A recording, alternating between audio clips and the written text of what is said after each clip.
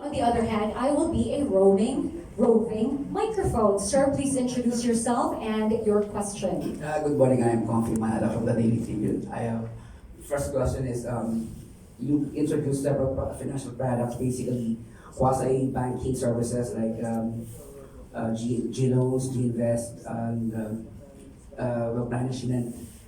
And with over 3 trillion pesos in transaction volume in 2021, you're practically the largest financial institution. So why are you not venturing into launching a from a bank or a digital bank? Or is it not? Are you satisfied already with your services that you don't have to go into from a banking service? And then to the wealth management user, you've introduced at least 7 UITF products, but then GCash is not a bank. So how do you reconcile offering UITF products when GCash is not a bank? Okay, so we have two phases of that question. Thank you, Comfy. So for the first phase, Tony, can you give a shot for that? Yeah. Later on, John. Yeah. Thanks. Our GCash approach is to be a platform to various partners, and we think that by doing that model, we're able to partner with different institutions without necessarily having to get a banking license. And we intend to continue to use that model so that we're able to expand better and faster to more Filipinos and more partners as well.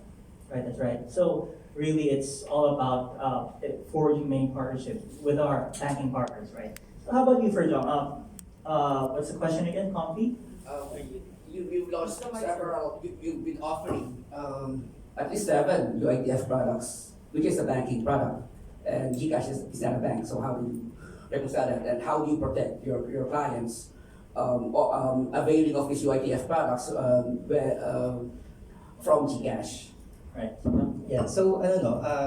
I think the key thing for us is we want to give our customers choice, right? We want to give them different products, and that's why our approach is really to partner with the different institutions so that we can give our customers the different products that are available right in the market. Now, we protect our customers by making sure that we onboard the best partners, right? We don't onboard just any provider. So these are like reputable brands, right? And I guess just touching on your first question, and well, this is really my opinion around these things though. The importance of having your own bank is really for you to accumulate assets, right? So you have the deposit, then you can eventually lend to the customers, right? So at this part of our growth story of GCash, we don't feel the need of having to accumulate deposits on our books so that we lend. Because we really, as Tony mentioned, it's really about partnerships for us right now, and we want to work with the existing banks and financial institutions in the Philippines, and we want to connect them to our users. And the goal really is to be able to offer many products, the right products to them, and there are expertises that are built by these companies, right? And we want to connect them to our users. Thank you. Thank you, John. Any questions?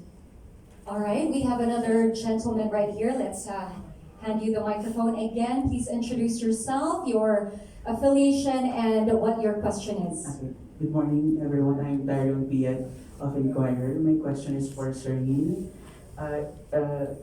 You mentioned earlier that GCash will be offering GInsure for business. Can you please explain further, can you give further details about this? Do you have a timeline? What kind of businesses are you targeting, and why are you offering it now? Thank you. Yeah, good question. Okay, so we have something in the pipeline, which is GInsure for business. And really, it's a way for MSMEs to be able to now avail of insurance plans for their employees. So what we'll be doing is, like our marketplace model, we'll be working with different insurance providers, onboarding them onto that service, so that many other businesses can now avail of, for instance, accident insurance, life insurance for their employees. So this will be happening very soon, so watch out for this space. Hello. How soon is soon? Soon. Are we, Leave it at soon. are we expecting it this year maybe? Oh, definitely. Okay, so that's soon. Thank you. Soon as in 2022 soon. Yes, this All year. right. Any more questions? Yes, I believe this gentleman has a question. Let's make sure the microphone gets to him. He raised his hand first. Good morning. I'm Juan Cicerano from the Philippine Business and News. First off, I'd like to commend these innovations. I was very excited when I heard about the travel insurance because we is really tough. For the travel insurance, like EU requires certain accredited insurance companies. Do you have already some insurance company in mind that you'll be partnering with? Because a lot of people right now, I just came from Czech Republic a month ago. I found out that the Filipinos is the top shopper in the fashion arena. So meaning a lot of Filipinos are traveling there. So what are the plans also for the local travel insurance? Are you going to provide them? Thank you. That's a great question. So again, making insurance relevant for what people need at the moment, and travel insurance is definitely one of them. So our model in GInsure is really to partner with insurance companies. And these are some of the biggest insurance companies in the country today. So we do have a product that's currently in development with one of our insurance company partners, and that's really to enable both insurance for international travel as well as for local travel. As we all know, when you leave the country to go for a trip abroad, they require that you avail of travel insurance. So that's why now it's even more important. So we do have an ongoing partnership in development with an insurance partner. And like I mentioned to the other gentleman, it's coming very soon, this 2022. Sooner than you may expect it to come. Thank you very much. And I think the beauty of all of this is that it's all just going to be on one platform. You don't need to be led to another website. You don't need to carry documents with you. You can just have your GCash app on your phone that you're guaranteed to travel with, and everything is already there. Again, emphasis on soon. Next question, please, coming in from this gentleman. Go right ahead, sir. Ted Cordero from Gaming is Online. For Sir Jong Layo, I want to get your reaction on the decision of ING Bank to leave the retail business in the Philippines. Will it be positive for GSave, and how will GSave capture the market that ING will leave behind? Okay, that's a very tough question.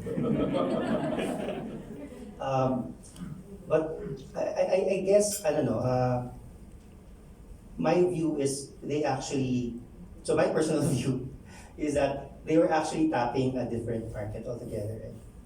And the actual number of users on their platform, to say it lightly, is not naman, I guess, as significant as what we're used to. So like, naman for GSave, we're in the millions, diba?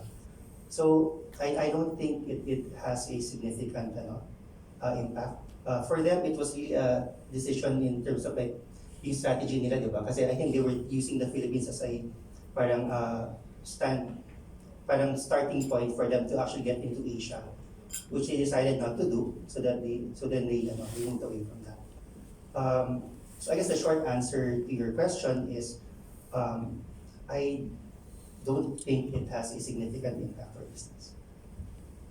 Okay. Thank you very Okay. much. If there's anyone here who has a question,